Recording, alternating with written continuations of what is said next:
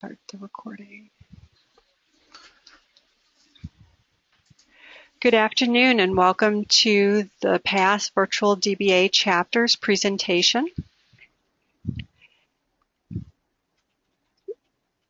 Today we have the topic of why DBAs shun tools, and Paresh will be giving the talk in a little bit. My name is Julie Bloomquist and I'm moderating for the DBA Virtual Chapter. Our sponsor for this group is Dell Software, and they allow us to give out the raffle item at the end. There's upcoming SQL Saturdays. These are international as well as North America. SQL Saturday is a mini one-day conference. You could look at the www.sqlsaturday.com and register for event. The costs are minimal and usually just cover the cost for the lunch.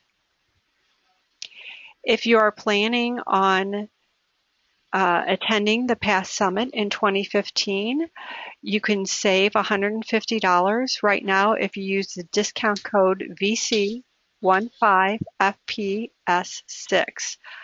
The price right now is $21.95, and that's valid until the 20th of September. For every virtual chapter that where we have 10 registrants using the code, we'll be able to raffle off one free registration. So if you're coming, try to use our discount code. We appreciate that. If you have a passion for SQL Server and there's a virtual chapter for you, majority of the virtual chapters do record their presentations and are posted on their websites. If you associate your past membership with one of the virtual chapters, you'll get emails and the links on how to register for the event. There are plenty of opportunities to help and volunteer with PASS. Please go to the PASS site and you can volunteer, or you can also make nominations for the Passion Award and the Outstanding Volunteer Award. This is the information on the different locations for PASS. You know, stay involved, and we appreciate the membership. Paresh is a DBA at ProTech Services and has lived in the U.S. for the past 18 years, and congratulations, he's now a citizen. He's led several large SQL implementations, migrations, and upgrade projects at the Bingham, HB, and ASA. He also helps organize many SQL Saturdays. Apart from being a DBA, he's a certified public speaker and an avid singer, cook, and open networker.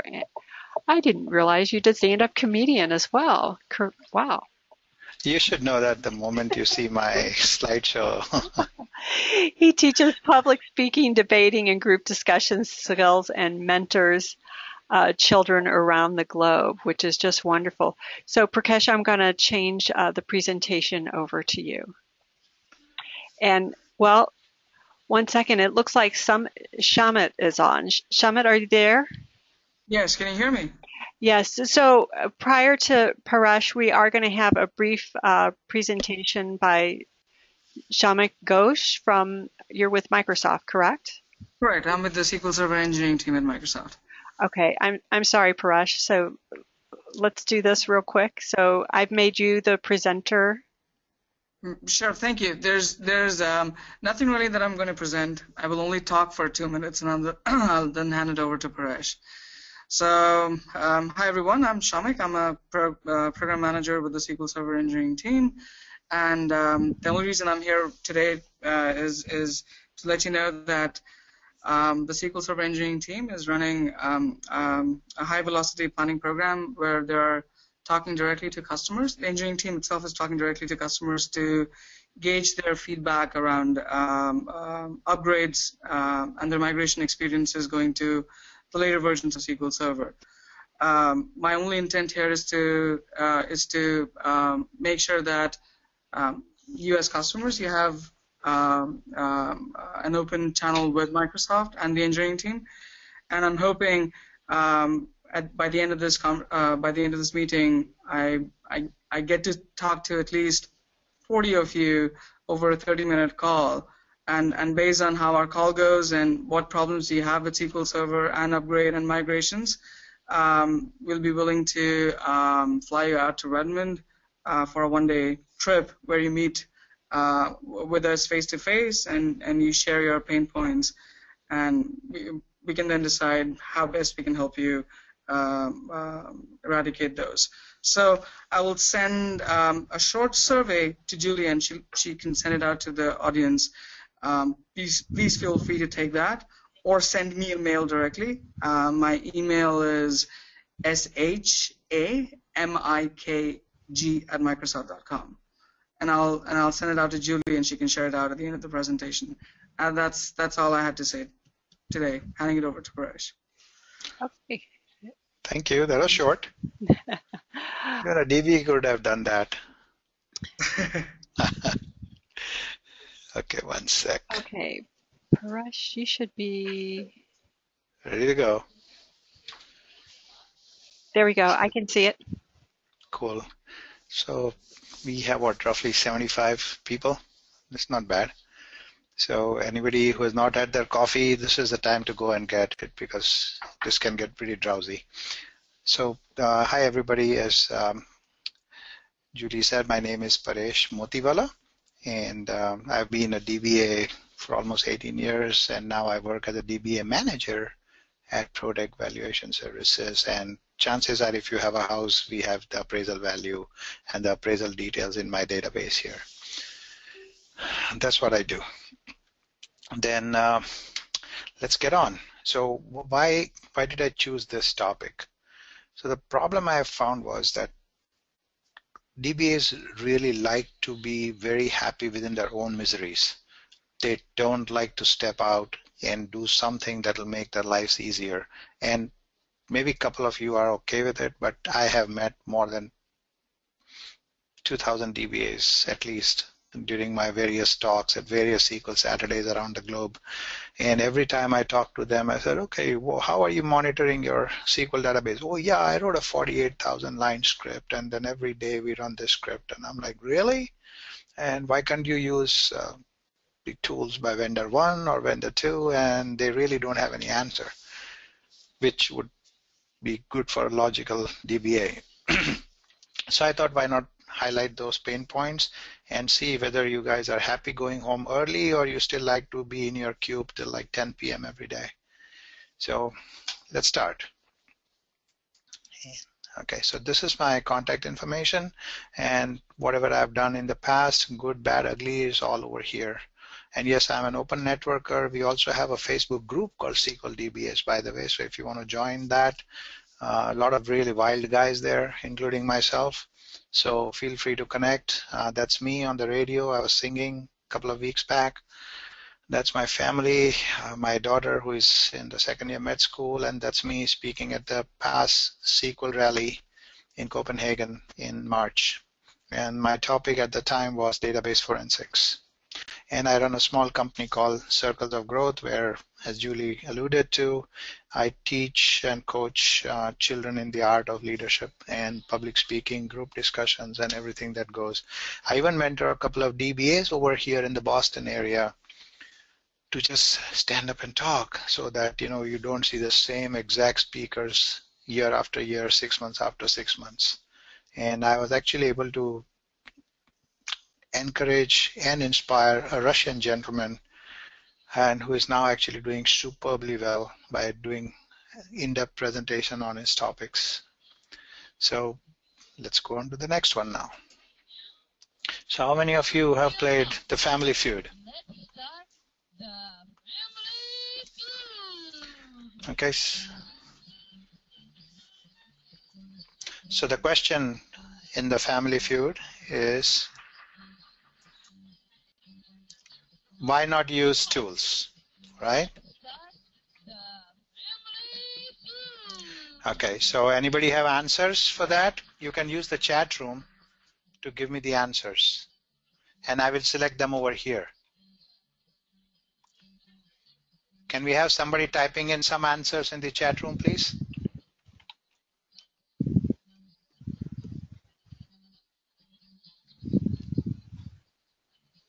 1 sec. Okay, so nobody's doing it. So the popular answers that I get are as follows. Well, I typed in cost. That was mine. Did you not see Okay, that? I see that, yes. So one answer only. So People, please typically, use your chat window and just type in an answer of do you use tools or why you don't use tools. so, okay, I think people are too shy. Again, all the more reasons why they want to attend this. So, but the popular reason is not actually the cost, because to reach the point where cost is a consideration, they'll have to go through a whole bunch of steps. That's when they'll realize what the cost is for the bosses to shoot it down, right? But that's not the reason. Most of the time, the most popular answer I have found so far is, oh, I have no time, and you know how it is, right? And I really don't know how it is, because I have always been able to manage my time exceedingly well. Second, this is the most popular answer too, in the sense between the two, no time and I don't give a, you know what, I still give them, because they say, you know, I'm happy doing what I'm doing. Please do not bother me with right answer, right tools at all. And here's the thing, actually, my boss will think I have nothing to do. This is a sad answer that you get half the time. And what, do or research tools for this company? No, thank you. And fifth one, I feel threatened because my boss thinks I'm not doing anything and that my job is automatable, so why would they want a DBA? But just so you know, I mean, let me hold this comment till the next slide, okay? And this needs to work, yeah. And some of them said, I like to be invisible, I don't want to get any attention, so I'll just do whatever they ask me to do, go home at 10 o'clock in the night, and after drinking a couple of gallons of beer and 3 gallons of coffee. So what did we do in your spare time was my question to them, right? And Julie, since you are the only one who interacted with me, you want to take a shot here? What DBAs do in their spare time?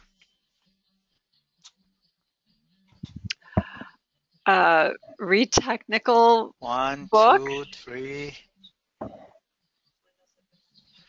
Okay. No, they don't read That's a very.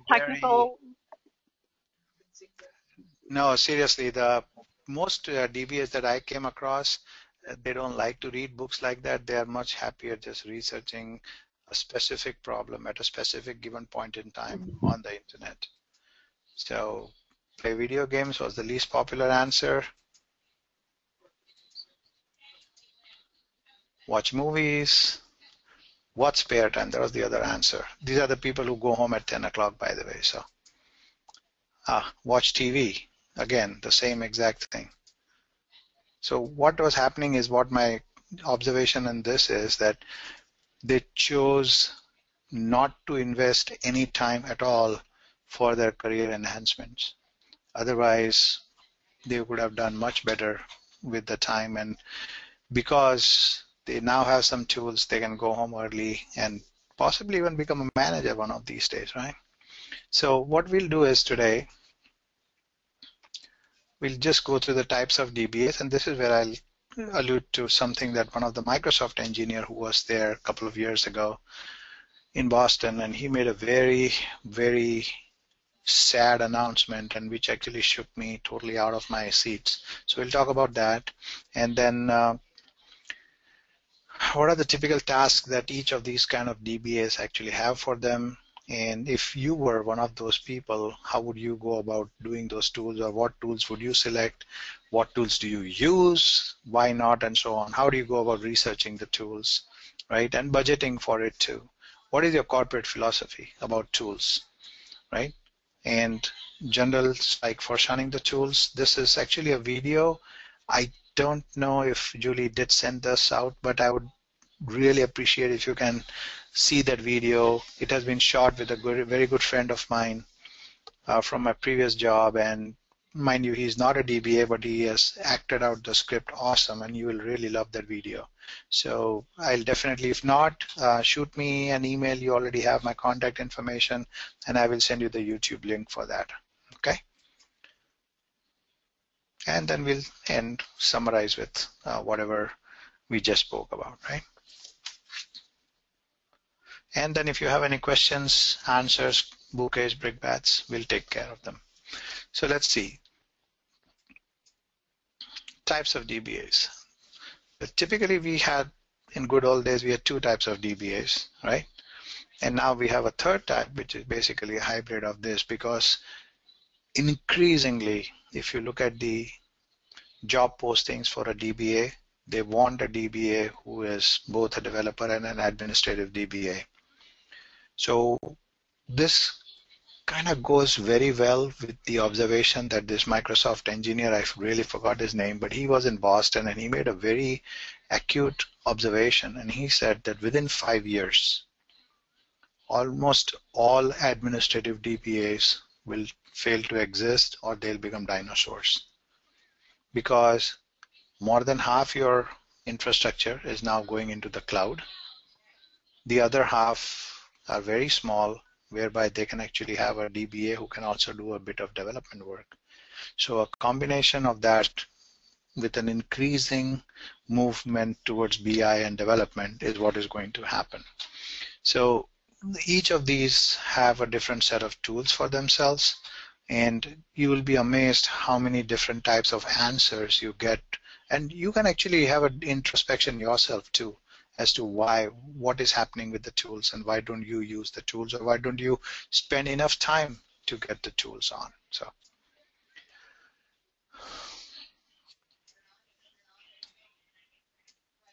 let's see, what are the types of tools for developers? Does anybody want to type in a couple of responses on the left, on the chat room there, please? If you can make this interactive, that'll be absolutely fabulous.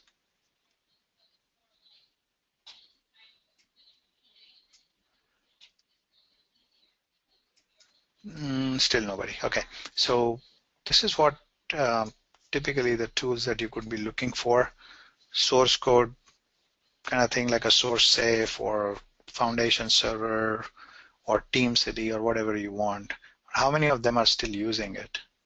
Are you using it in your organization? Have a deep look inside, right? For example, yeah, SSDT. Who wrote that? I don't know. You wrote that, Julie? Yep, that's me. We have that, and we have the SSDT. Yeah, I think that's you, right? Okay. And we have TFS. Okay. That's good. So, but in my previous job, for example, all SQL code was just basically kept inside a database, and we just kept on backing the database. So there's virtually no version control, nothing at all. And every single line of code that was added was not removed or anything. Anything that was bad was actually commented out. Only good stuff was kept on being added. So there was really no history to go by and see what happened. So that was one of the bummer. So testing tools. It's the classic scenario where I have seen test cases where you can automate this, but a lot of people end up doing the testing all by themselves only.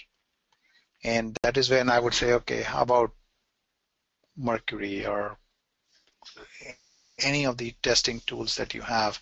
Why don't you use these? Because what happens is that the developer who writes the code more than half the time ends up testing the code himself or herself. So that's a conflict of interest right there. So there is no formal code review, which would be easier if you had something like a TFS to go by. But if you did all this, remember the chances of you making a mistake that is an expensive mistake go down significantly. Load testing. How many of you use this for load testing? Because just something that works in your small database, which is 50 megabytes, would it work the same exact way in a 500 gigabyte database? Not possibly. So have a load testing environment. Use the tools that are available for you for load testing that would basically simulate 100, 200, 1,000 hits per second, and then you get the best possible results, and then you can see, geez, I really need to scale up my SQL for that. Automation. automation of everything, including SQL Server Management Studio itself gives you ways of, putting line numbers in your code and so on. How many of you are actually using it? Just half the people do not even configure the SQL Server Management Studio to handle that situation. So definitely do that. Performance tuning.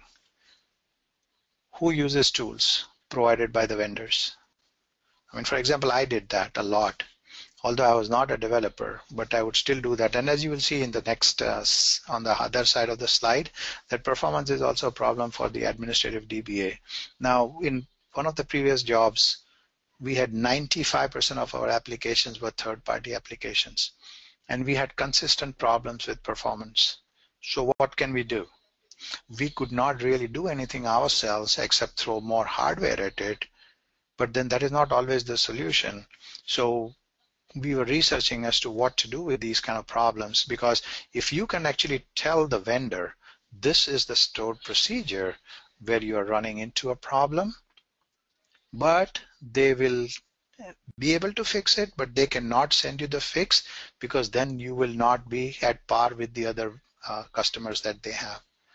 So you are in a big fix and you cannot have the customers complaining to you about the slowness of your application or the application that you are monitoring.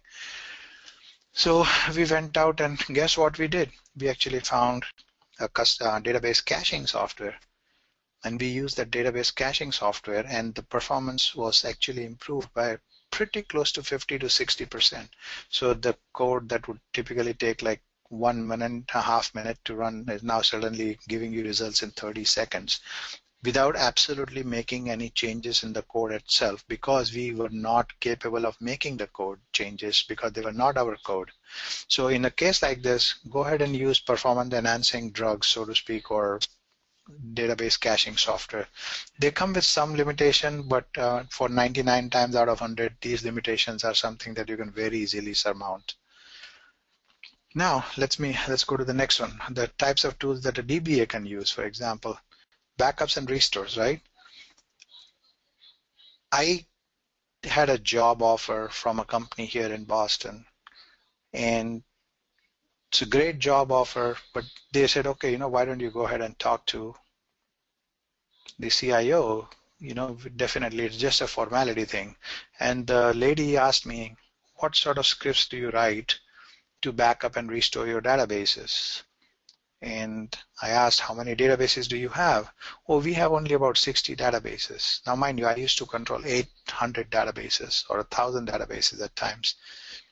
And I told her that typically I will just make a maintenance plan and then use the same exact location so that the jobs that are created are easily portable for me. They did not like the answer. She said, no, I want you to script everything for me. The testing part here and the users source code part of thing, my HR manager actually had a 48,000 line script, and I am not exaggerating, 48,000 line script that she would run every single morning to check or audit the database changes that happened yesterday and today. And every time they added a new table, she would go ahead and add 20 more lines to that table, to that stored procedure, and still run the same exact thing. And when I asked her why is she not using change tracking over here or any of the audit features available with SQL Server itself, I don't know. So that was the answer that I got. So again, it comes back to the same thing, that please use the tools. There is a couple of customers who will not give you a job, but then that's okay. Because I'd much rather use tools to get my job done and do things. Somebody has a question? Julie, you had a question? Oops. And for monitoring. So there is a hedge fund company in Boston. They had the same exact question for me about monitoring. How do you monitor your SQL servers? Seriously, guys, can somebody at least type a couple of answers here in the chat room? I would really love to know that.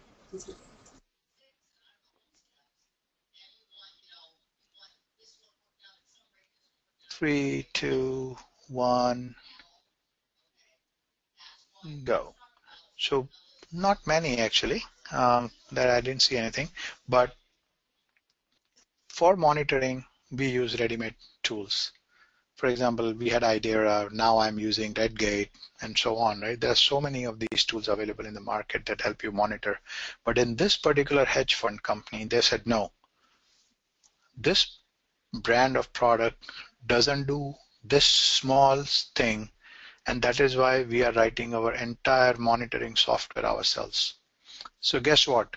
They are hiring a DBA every 6 months because nobody likes to work them, because simple as that, writing a monitoring software is not a DBA's job in a production environment. And that is why I propose keep on using tools, and that way you're not reinventing the wheels, basically. That is my take. For security, how do you use the tools? I use the triggers, for example, system level triggers. If somebody created a login that I was not aware of, it would immediately send me an email, and it would have corporate-wide repercussion if somebody tried to put in their names as SA or even local admin into a box. Use tools like that, especially PowerShell script worked great for us in this particular thing. And again, as I said, in performance for developers and performance for DBAs, virtually the same tools would work for you. And see, for example, how many of you use the database tuning advisor? I know you don't have to follow it blindly, but there is definitely some truth in what the DTA actually lets you do. It says, okay, I know there is something wrong with this. My idea is this is wrong. Can you take this little deeper and try to find out how can you make this particular query a little better? So for performance in DBAs, definitely use as many monitoring tools and performance enhancing softwares that you can. And then let me give you a little bit of a talk on copy data virtualization, for example. This is huge. Actually, I'm doing a 1.5 hour presentation in Boston BI SQL Saturday exclusively for copy data problems that we have. Okay, so anybody here, now this I'll definitely wait for the answers. Okay, I will not go without at least getting 1 or 2 answers here. Is how many of you have database environment which is greater than 1 or 2 terabytes?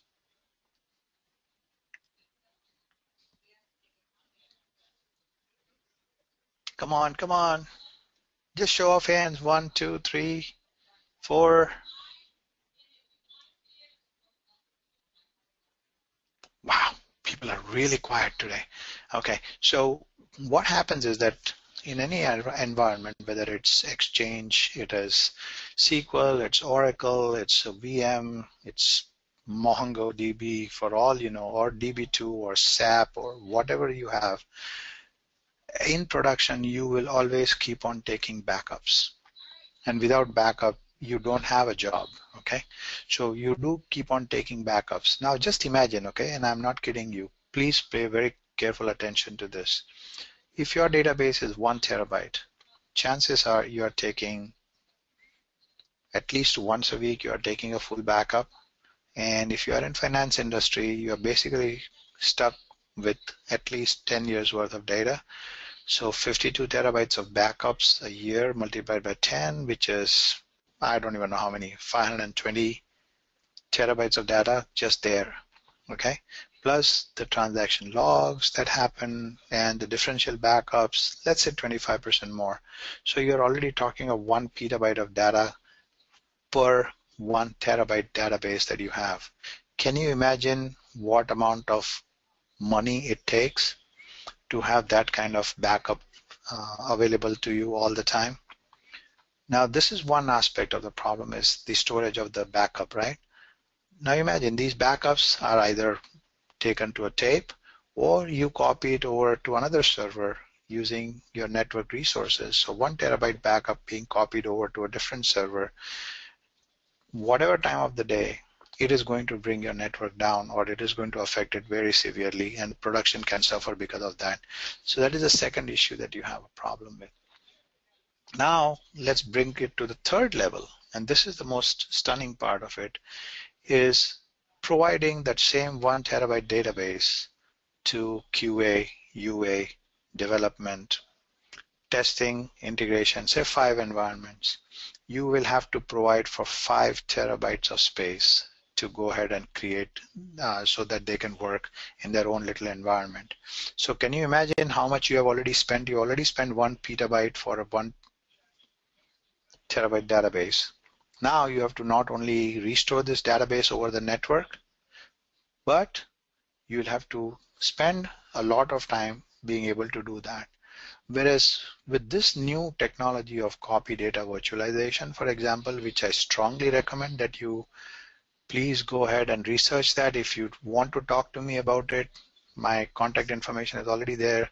Oh, by the way, I don't get money out of this, so don't worry about it. So copy data virtualization, what you can do is that you have one master copy of your backup and everything else. So for example, now you can actually afford to take a 1 terabyte backup every day, because all it will do is take the change blocks and add it to the master backup copy. So this is also called as a forever incremental backup. So what happens because of this is that the amount of time that it takes to backup is minimized. Amount of storage that is required to backup 1 terabyte is reduced, and so you don't need 52 terabytes at the end of the year. Maybe you might need another 30 or 40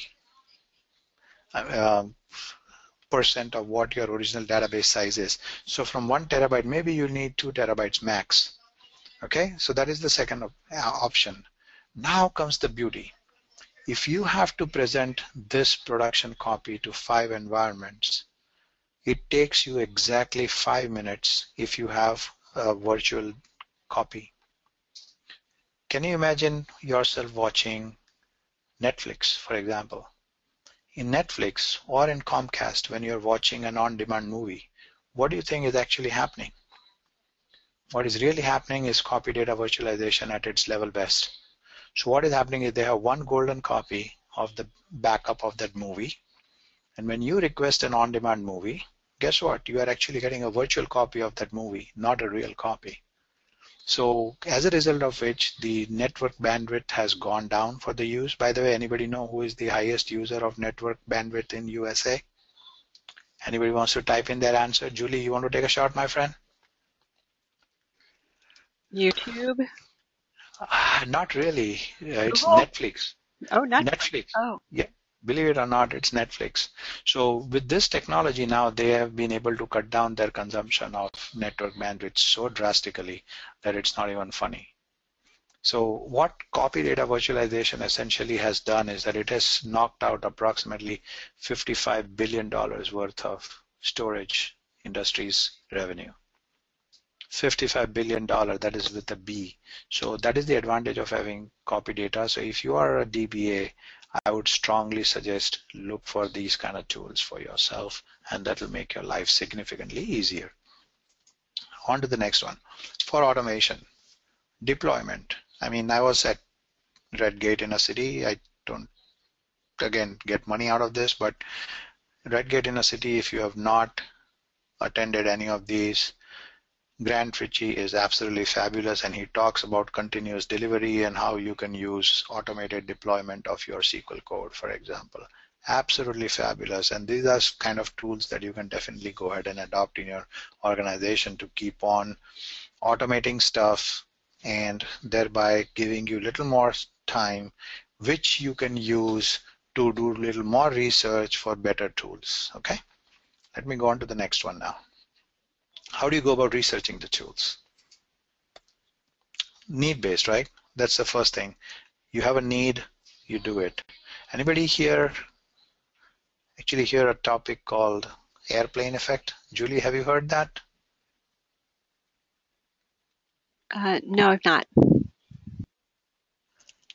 So an airplane effect is basically when your CIO is traveling abroad or somewhere within the US and he comes across a IT magazine and he catches a term over there, copy data virtualization, and then he makes the whole company run for it. But you don't want to wait for that. You want to actually say that, okay, I have a need. This is what I'm going to do. Keep reading magazines online. Most of the time, I don't do paper magazines anymore. Part of your LinkedIn groups, Facebook groups, and the forums, your local SQL Server user group, for example. Do you have anything in, you are in this thing, right? The one with the St. Louis, right? You have a user group there? Yes, It's a we have very a good. SQL Server and a BI user group. Cool. So attend those. That's a very good place to start researching. And one of the ways in which you can actually end up researching there is when your colleague next to you tells you, I was able to attend this because I was able to get out of the office in time because I had ABC tools. And then suddenly that actually inspires you to look that a little further. Attending SQL events, that's what it is, right?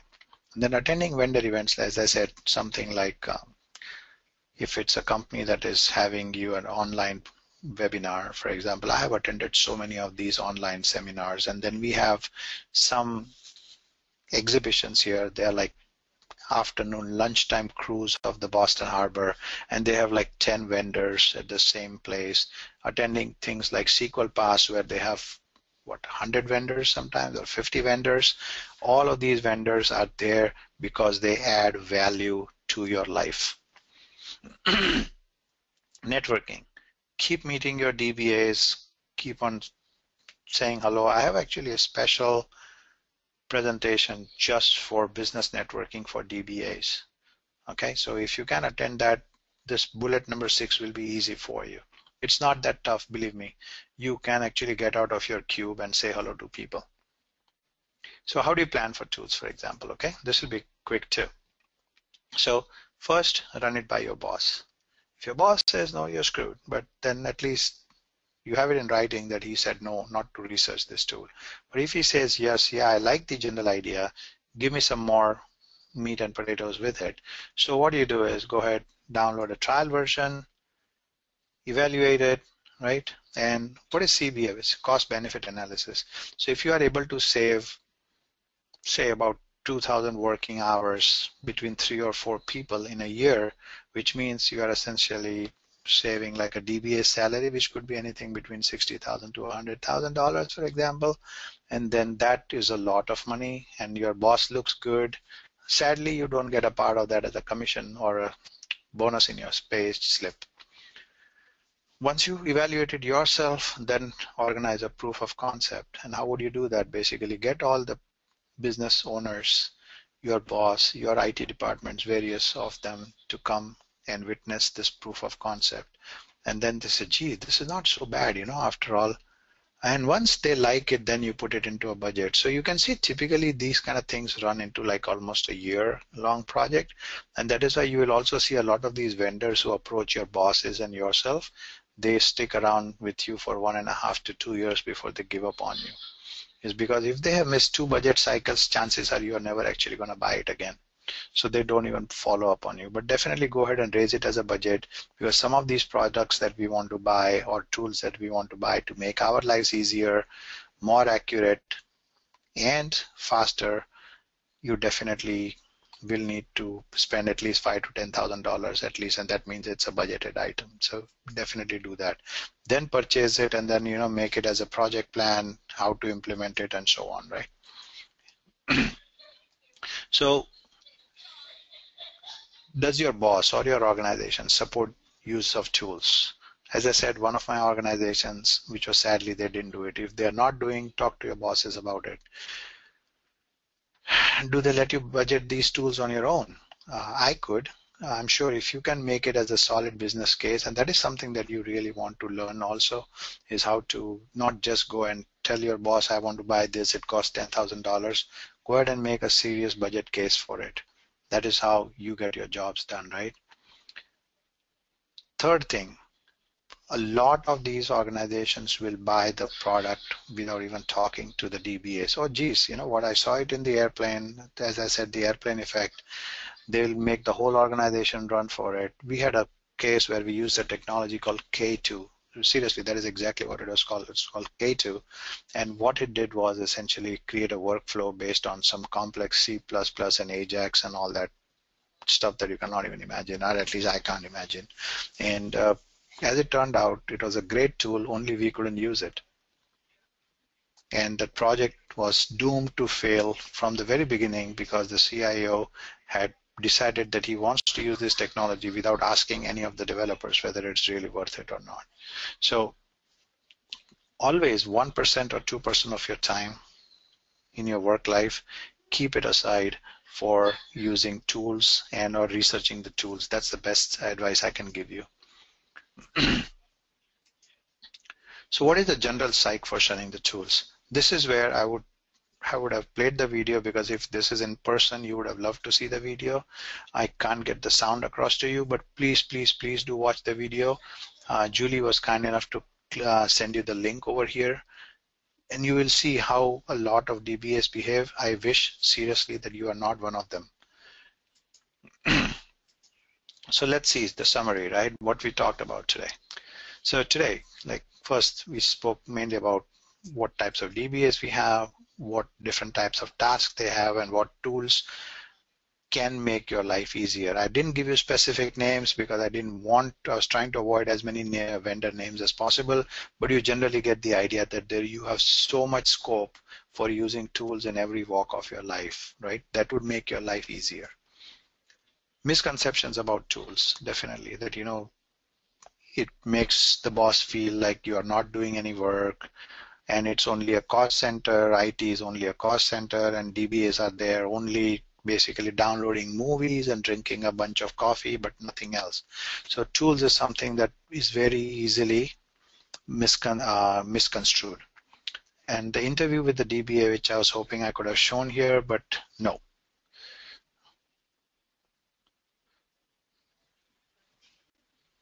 Okay, so somebody has a question here. This has been running for almost 40 minutes, and all I hear is that the webinar will begin shortly, even though visually it appears as if someone is going through the presentation.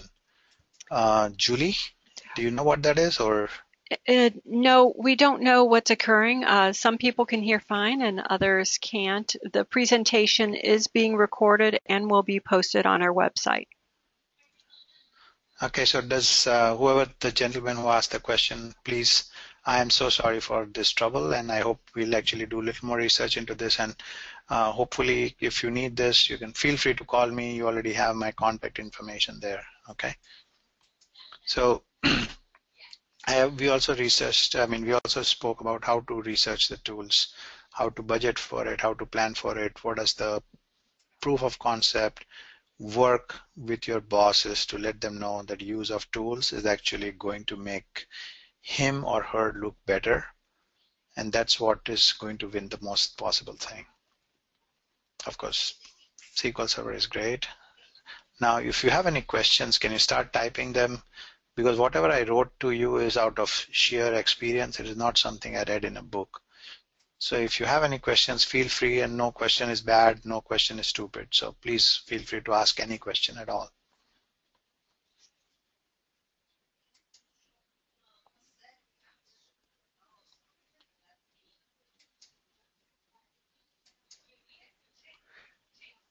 Going 1, 2, 3. So Julie, how do we want to handle this? I think there's no question now. Should we wait a minute or so?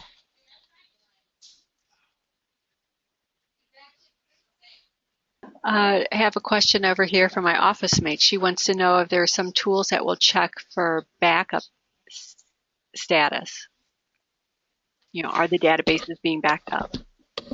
So again, you might hate the answer, but one of the things that I learn is your backup tools. For example, if you're running Redgate backup or Sintrust backup software solution or something like that, these are all equipped to send you emails or pagers, whatever you want. Your SQL Server jobs itself can actually monitor the failure or success of the job itself. So you can actually get alerted every time the job fails. So two things, right? The third thing you could also do is, and which we have done little painfully, little counterintuitive to what I said earlier, is that we actually would take all this information, instead of receiving it as an email, like 20 emails for 20 different servers, what we started doing was that we actually took these job information after the jobs ran and put them into a centralized repository of job monitoring. And that was just like a single line query, believe it or not, which would keep on running every time the backup was completed. And the first thing we would do in the morning is come and look at this table, which would then be available to us through SQL Server reporting services, and we would say, oh, wow, everything worked great. And if something did not work great, then we had enough time to go ahead and run it manually. So does that answer the question for your colleagues? Yes, I think so, since she uses just plain SQL Server backups. Yeah, but you can actually put in, if you can have the SMTP server information, then you should be able to actually go ahead and run a backup. The email, yeah. The email system will actually help you monitor these backups pretty well. And by the way, the monitoring tools that I spoke to you about, whether it is vendor 1, vendor 2, vendor 3, they all are also extremely capable of monitoring these kind of job failures. And it doesn't have to be just backups. Sorry. These jobs can be ETL jobs. They can be even providing reports based on subscriptions to other people. So if those jobs fail, that would also be monitored, because all it is doing is basically babysitting the SQL Server agent. So if anything failed there, boom, there you go.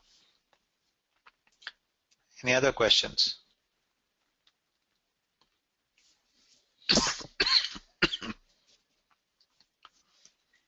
Because I think this is slightly faster than I had imagined. There's no questions, then we can let them go and get the 10 minutes of their lives back. Well, Paresh, we really appreciate your time on this. And like I said, this is being recorded and it will be posted to the DBA VC archive website. I should get up there either today or tomorrow. And I'll also post the YouTube video. And also over in the chat window, I did post a survey from Microsoft. They are looking for people who've experienced pain points with upgrading to higher versions of SQL Server. Again, thank you again for your time and the presentation. I think it was quite interesting. It would have been much better if people participated. Yeah, that would be nice. But I've seen a lot of people are shy about these things. They feel, oh, geez, if I ask the question, it would make me really look dumb. But, well, I can't win that. So here's my contact information, folks. If you want to send a bouquet, brickbat, kudos, curse words, feel free to do that at any of these contact places that you want to. Okay, I really look forward to having some more of these kind of sessions. And Julie, thank you for being a wonderful moderator, my friend. And I hope, actually one more last request to all the people who are still hanging out is definitely look at the video and post your comments on the video itself.